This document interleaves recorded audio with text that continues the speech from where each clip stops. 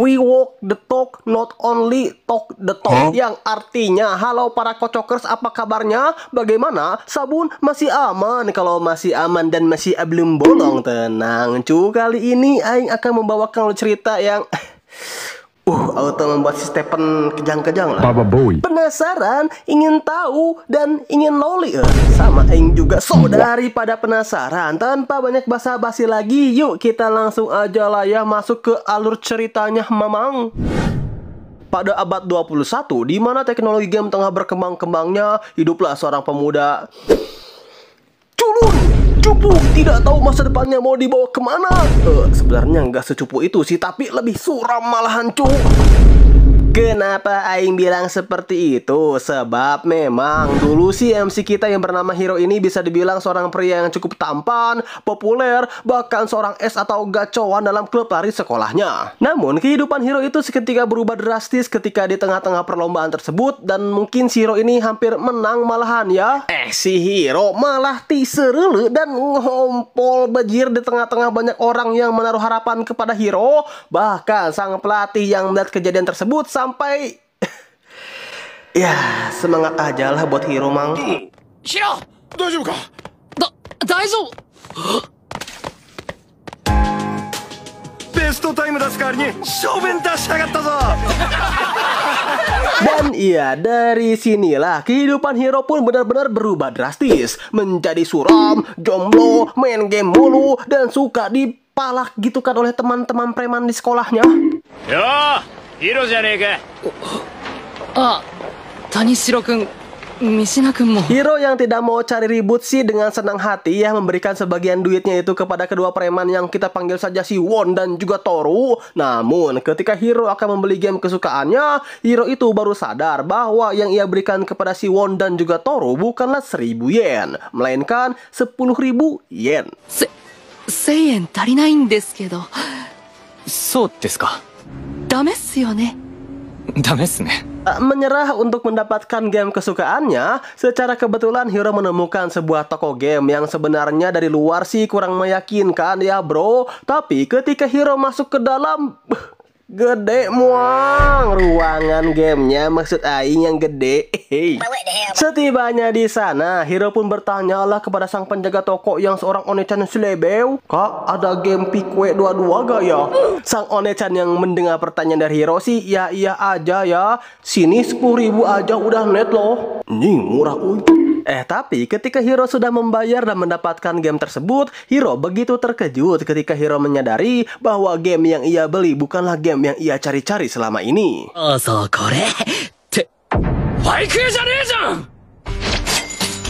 Melihat akan hal itu, pada mulanya si Hiro minta uangnya dikembalikan. Tapi setelah Hiro diberitahu oleh sang One-chan selebeu yang diketahui bernama Reona akan game ini yang merupakan game game yang menyenangkan lah ya, dan sensasinya pun benar-benar nyata, real sampai ke urat.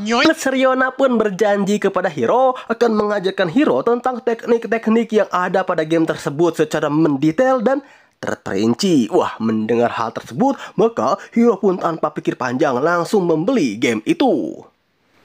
Sepertinya aku 10 deh. Baba Boy.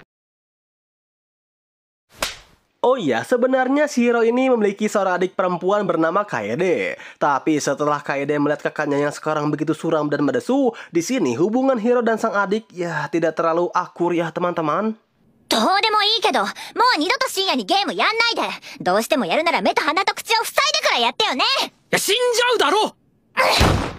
Tapi ya di luar itu semua, setelah tiba di rumah, Hiro pun langsung mencoba game yang menyenangkan itu. Yang mana sebelum masuk ke dalam game, Hiro diberikan sebuah misi untuk mengalahkan Raja Iblis dan pergi ke kota, sebuah kota bernama kota Flora. Dan cring. Oh, kaze.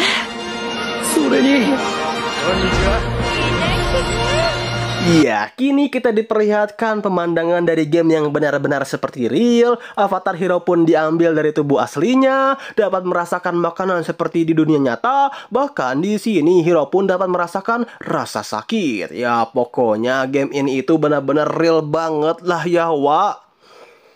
Kalau aing jadi hero, auto hunting sukubus boy. Oh iya, pada game ini hero itu ditemani oleh kedua NPC yang berperan sebagai sahabat kecil dari hero bernama Martin dan juga Alicia. ヒロゲームのくせにグラフィックすごいな。照れちゃうよ。 Di menit-menit pertama sih hero itu nampak enjoy-enjoy aja yang menjalankan game ini. Sampai semua itu berubah ketika hero mengatakan kepada kedua sahabat kecilnya bahwa ia ingin pergi dari kota ini untuk menuju ke kota Flora. Wah, Martin yang mendengar perkataan hero yang ingin pergi keluar kota, di sini Martin pun langsung menghentikan keinginan hero tersebut. Hal itu bukanlah tanpa alasan ya teman-teman, sebab Martin itu tidak ingin sahabatnya ini sampai terbunuh. Karena ternyata di luar kota mereka itu banyak sekali goblin-goblin yang siap mengirim hero ke isekai kapan saja. Tapi karena hero ini benar-benar kekeh banget begitu ya ingin keluar dari kota, toh ini cuman game doang gitu kan, maka terjadilah sedikit pertikaian di antara mereka berdua. Tapi keadaan semakin diperburuk ketika hero secara tidak sengaja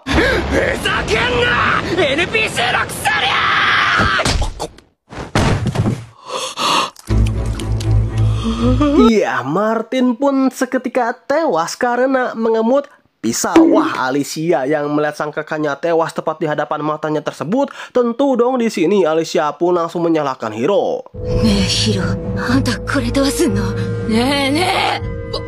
わざとじゃないっていうか。 Oh iya, karena game ini benar-benar menjunjung tinggi konsep realitas, maka NPC yang sudah meninggal itu tidak akan pernah hidup kembali ya, meskipun hero logout ataupun membeli DVD baru. Dan jalan satu-satunya hero memulai kembali semua ceritanya adalah ya cuman dengan cara membeli konsol baru gitu kan. Balik ke hero yang saat ini benar-benar tidak tahu harus berbuat apa, bukannya mencari bantuan atau setidaknya menenangkan si Alicia gitu ya. Si hero Badagul ini justru malah pergi begitu saja meninggalkan Alicia dan mayat Martin. ヒロ、ねえちょっとどうすんのこれ。ヒロ。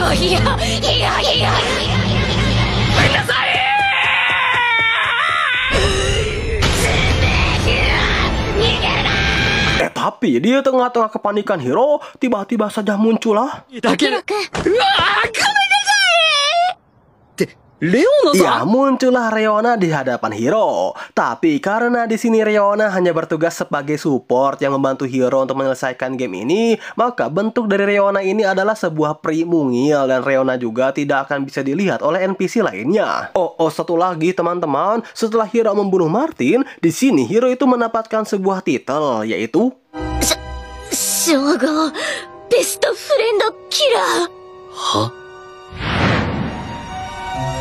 Tapi karena si Reona ini merupakan tipe orang yang sableng, jauh lebih sableng dari Aqua, bukannya membantu hero untuk menyelesaikan masalahnya tersebut, di sini Reona justru mengecap hero sebagai seorang pemuda yang sangat suram karena sudah membunuh sahabatnya sendiri di awal cerita. 鼻から親友やっちゃうなんて言っちゃってる高校生だったのね。 Tapi tenang, meskipun otak Reona ini agak-agak sengklek, Reona memberitahu hero akan seorang player yang sudah memainkan game ampas ini selama 10 tahun lamanya dan memiliki situasi yang sama persis dengan hero, yaitu membunuh sahabatnya sendiri di awal cerita game yang diketahui bernama Ginji. Namun ketika hero baru saja mau menemui Ginji, tiba-tiba saja hero didatangi oleh Alicia yang kini sudah berubah menjadi seorang gadis yandere, mang.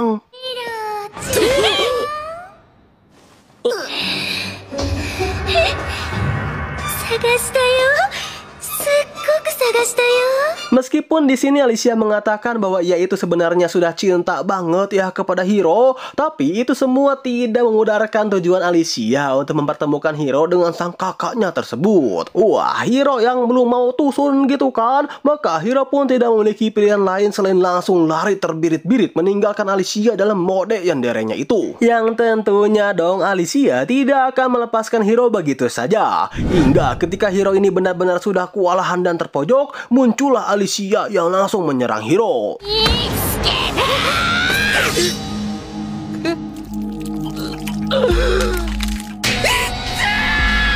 Untungnya di sini masih ada Riona si Sableng yang mencoba untuk menahan Alicia guna mengirim Hiro ke isekai. Sehingga Hiro pun berhasil melarikan diri dari Alicia dan langsung logout dari game ampas tersebut. Singkat cerita aja nih ya cu, karena kehidupan di real life Hiro itu benar-benar ngebosenin bejir. Jadi aing skip aja lah ya. Di keesokan harinya, Hiro pun memutuskan untuk login kembali. Dan kali ini Hiro bertemu dengan seorang UB.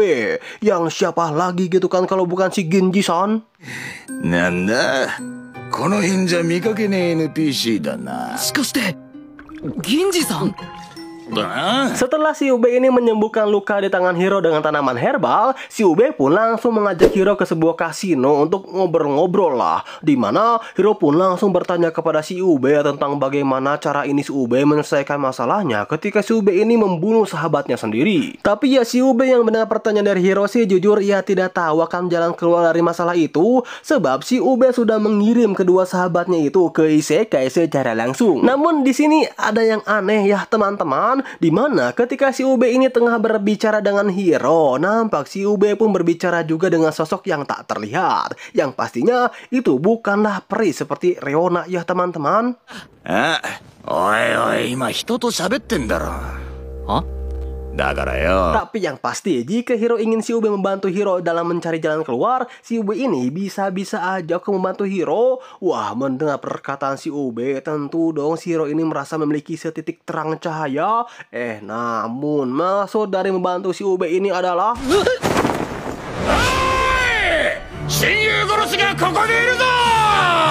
Ya, bukannya dibantu, malah dicepuin gitu kan boy. Yang karena pencepuan si Ube inilah Hiro pun seketika langsung ditangkap oleh para penjaga kota, dirajam oleh seluruh penduduk desa.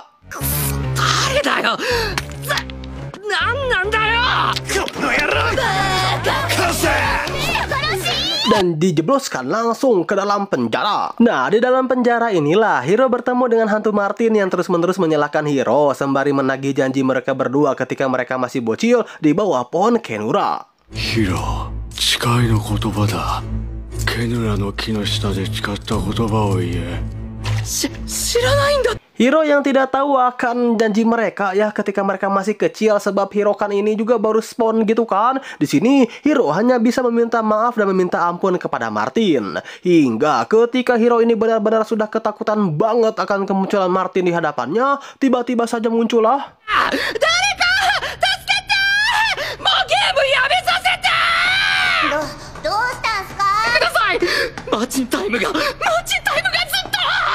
Iya, untungnya muncullah sesosok wanita cukup kawaii lah ya bernama Miza Risa. Awalnya Hiro bingung kemana ia akan dibawa oleh Miza Risa dan alasan Miza Risa membebaskannya dari dalam penjara. Hingga kebingungan Hiro itu terpecah ketika Miza Risa mengajak Hiro ke sebuah tempat yang sangat mencurigakan sekali ya pada penonton. Baba Boy. Hiro yang mengira bahwa apakah hari ini aku akan melangkahi tangga kedewasaan? Tentu dong di sini Hiro hanya bisa pasrah dan menerima semua perintah Miza Risa kepada dirinya. Awalnya sih Hiro berpikir seperti itu, tapi kenyataannya adalah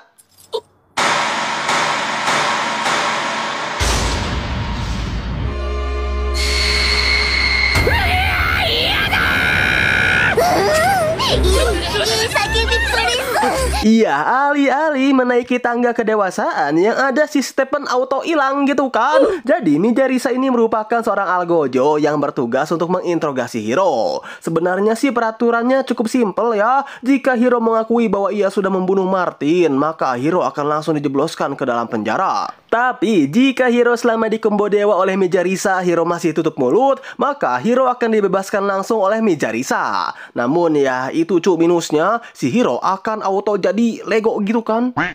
Sebenarnya sih Riona sempat datang ya menemui Hiro. Tapi apa yang kalian harapkan dari Riona si Sableng? Ada atau tidaknya Riona di sini sama sekali tidak bisa membantu Hiro. Ya kalian lihat sendirilah betapa tidak bergunanya Riona.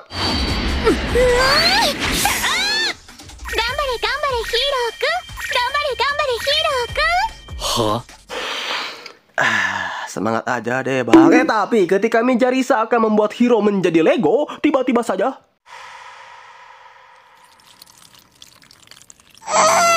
Nanti なんていい漏らしっぷりすか。なんだよ。 Ya, saking ketakutannya Hiro, di sini Hiro malah ngompol ya para penonton. Namun ya dari sinilah Mejarisa itu seketika tertarik kepada Hiro. Ya, aing juga nggak tahu kenapa anjir. Pokoknya ketika si Hiro ngompol, si Mejarisa itu auto jatuh cinta lah kepada Hiro. Dan keberuntungan Hiro pun sepertinya cukup hoki ya teman-teman. Sebab belum sempat Mejarisa membuat Hiro menjadi Lego, tiba-tiba saja seorang penjaga penjara muncul untuk membebaskan Hiro atas perintah dari seorang bangsawan bernama Tesla. 面白くねえよ。こんなゲームちっとも面白くねえ。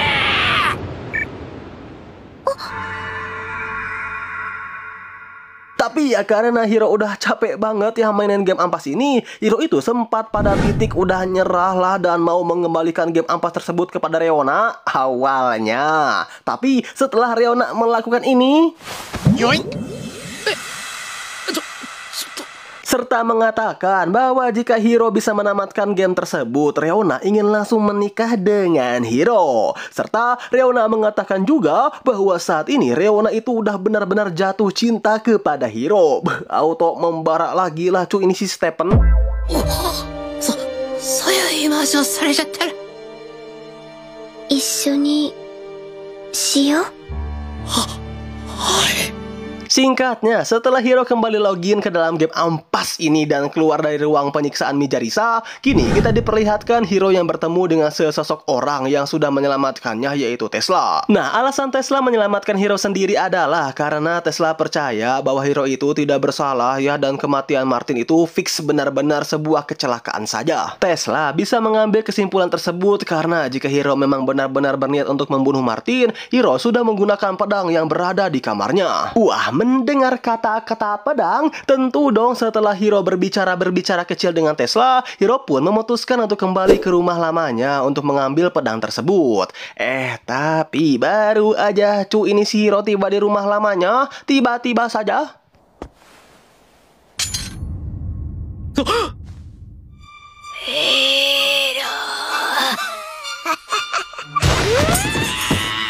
Iya, tiba-tiba saja muncul Alicia sang gadis yandere yang sudah siap sedia mengirim Hiro untuk menemui sang kakak. Namun ketika Hiro ini benar-benar sudah tidak bisa kabur lagi, tiba-tiba muncullah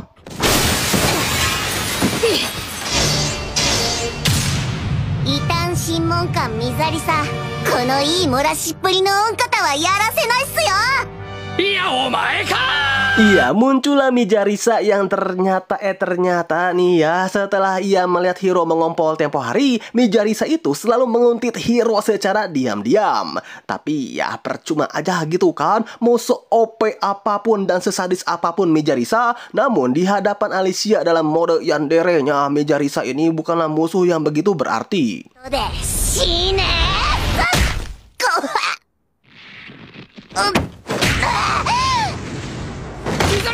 Wah, Hiro yang kali ini benar-benar tidak tahu harus berbuat apa. Bahkan sampai ada si Martin gitu kan yang menahan dirinya. Tiba-tiba saja Hiro itu teringat akan perkataan Alicia yang pernah mengatakan bahwa ia itu mencintai Hiro. Nah, kesempatan itulah yang Hiro ambil. Dengan cara Hiro yang membalas perasaan Alicia dengan mengatakan bahwa Hiro itu juga cinta matilah kepada Alicia. Bahkan Hiro ingin banget gitu nikah sama Alicia.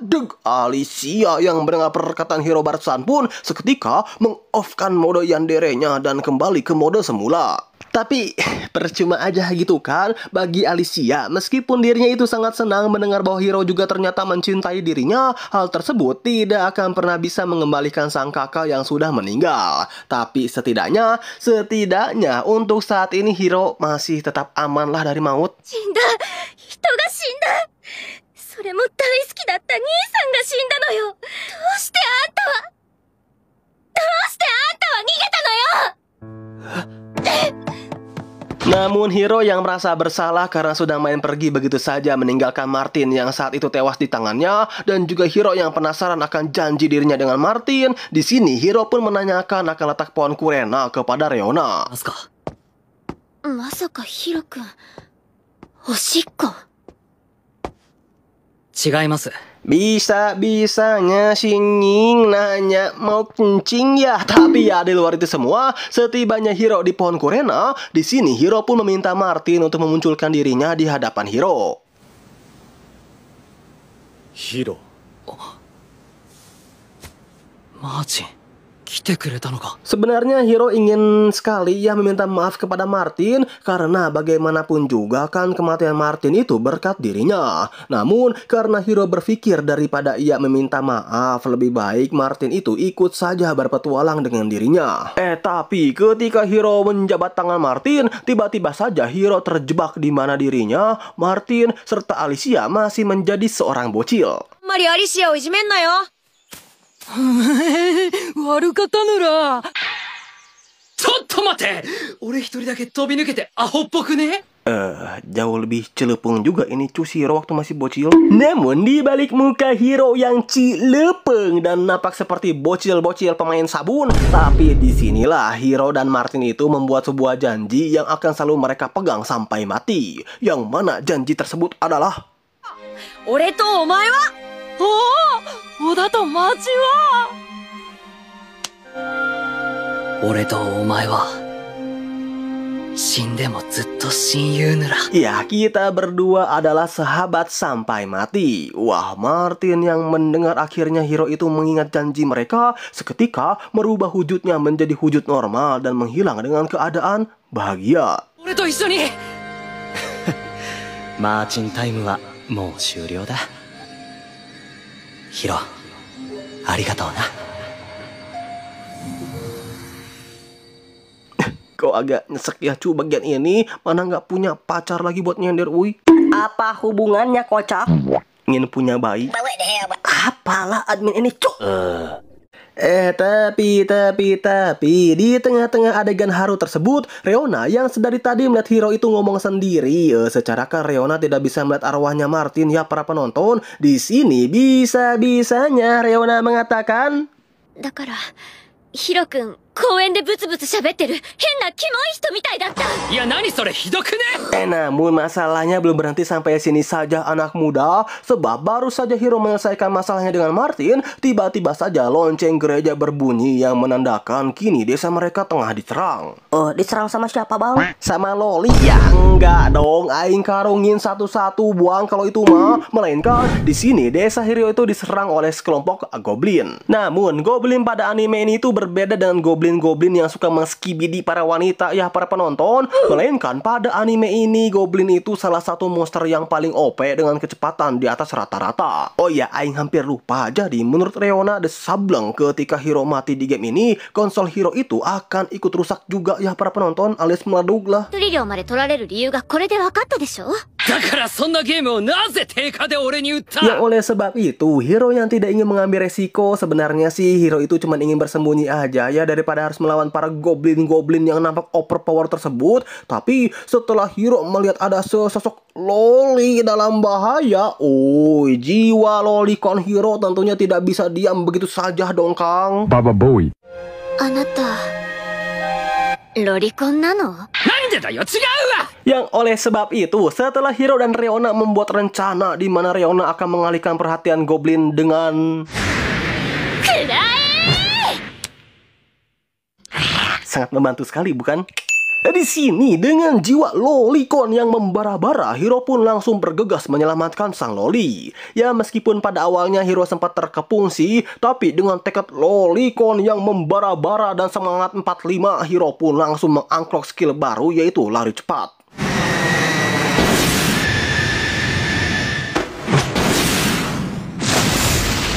Dan untungnya tak selang lama dari itu muncullah Tesla beserta pasukannya yang menyelamatkan Hiro dan sang Loli dari kejaran para goblin. Tesla yang melihat Hiro itu memiliki jiwa kesatria. Di sini Tesla pun mengajak Hiro untuk bergabung dengan pasukannya. Ya Hiro sih karena merasa bahwa dirinya akan aman gitu ya di bawah kepemimpinan Tesla. Tanpa pikir panjang, Hiro langsung menerima ajakan dari Tesla tersebut. Tapi ya karena hero ini tergolong MC cupu ya bro, yang sama sekali tidak bisa bertarung, di barak pelatihan hero itu cuma jadi bulan-bulanan doang oleh para teman-temannya, mentornya, bahkan satu-satunya teman yang Aing pikir si cewek ini akan menjadi calon haram dari hero, justru malah mengkhianati hero dan tidak menganggap hero itu sebagai temannya.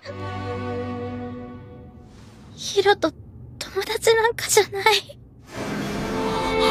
Meskipun pada awalnya hero sempat terkena mental, tapi demi berubah menjadi lebih kuat untuk menamatkan game ampas ini, hero tidak memiliki pilihan lain selain harus bertahan dan terus melangkah maju. Hari demi hari pun hero lewati dengan penuh tekanan mental, dan pada akhirnya tibalah serangan Goblin Part 2 muncul. ついに来たか。ヒロ君、始まるわよ。 Sebenarnya sih dalam penyerangan Goblin Part 2 ini cukup bisa terkendali ya dengan adanya si Tesla di kota mereka. Tapi semua itu berubah ketika muncullah sang pemimpin Goblin yang dikenal dengan sebutan 1A.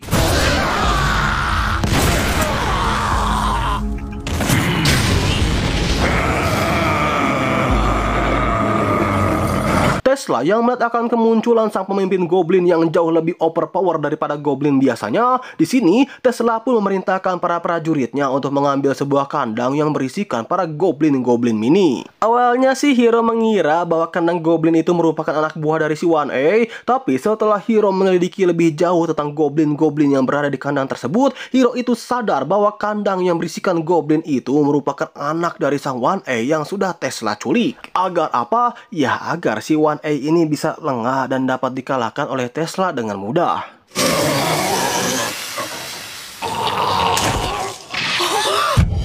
おいおい、なんだヒロ。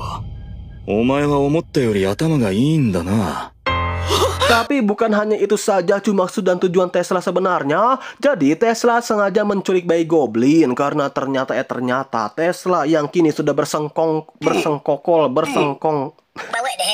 bekerja sama aja lah nih. Bekerja sama dengan sang ratu ingin menyebar ancaman kepada masyarakat agar para masyarakat itu tidak berani keluar dari kota mereka. Sebenarnya di anime ini itu Goblin merupakan makhluk cerdas yang tidak akan menyerang manusia ya jika tidak diserang duluan. Yang oleh sebab itu demi memancing dan membuat seolah Goblin itu bahaya dan keluar dari kota itu sama saja menyerahkan hidup mereka kepada Goblin, maka Tesla dan sang ratu pun melakukan hal tersebut, yaitu penculikan bayi Goblin. Tapi ya karena kini hero sudah mengetahui rahasia gelap kota tersebut, tentu dong Tesla dan sang ratu tidak akan membiarkan hero pergi hidup-hidup begitu saja. Namun ketika hero ini benar-benar akan dikirim ke isekai oleh Tesla, ライトニングエクストリームディスペア。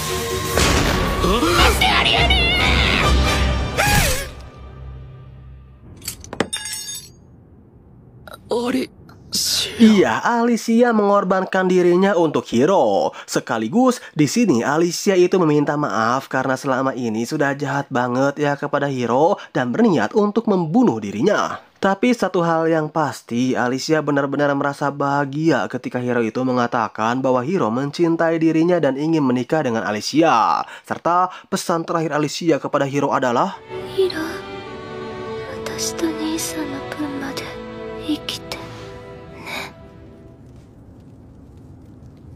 Wah, hero yang tidak terima ya akan kematian Alicia seketika membangkitkan keoverpoweran yang selama ini terpendam di dalam tubuh hero. Yang mana dengan keopean ini, hero dapat dengan mudahnya melawan balik Tesla bahkan sampai memojokkannya. Plus hero juga dapat mengangklok sebuah pedang baru yang disebut dengan pedang iblis. Namun ketika hero ini tinggal seencerit aja Kang ini melobikan Tesla, ガバンが膝かっくんしてくるなんて。 Menurut Aing, kekalahan hero ini merupakan kekalahan yang paling kocak sih, jir. Dan ya dengan tewasnya hero di dalam dunia game pun membuat konsol hero maladug. Tapi apakah sudah tamat sampai sini? Tentunya tidak dong. Setelah hero melihat sebuah tutorial dari internet yang mengatakan bahwa ia bisa mereset kembali 1 jam sebelum ia mati, 言うて見合うオケムコウホリ幼児トリマヤアギーラペペペペペペペペペペペペと大声で叫べ。Plus Riona pun akan memberikan Hiro konsol baru. Di sini Hiro berniat untuk kembali memainkan game ampas itu. Namun agar kejadian yang sama tidak terulang dan kekuatan fisik Hiro pun semakin bertambah, di sini Hiro meminta waktu kepada Riona selama 1 bulan untuk berlatih. Dan apakah Hiro bisa menuntaskan balas dendamnya itu, serta apakah Hiro bisa menyelamatkan Alicia? Ya itu akan terjawab pada season 2-nya memangku. Kapan? Tanya sama autornya anjir, jangan sama aing. Di akhir kata, adios.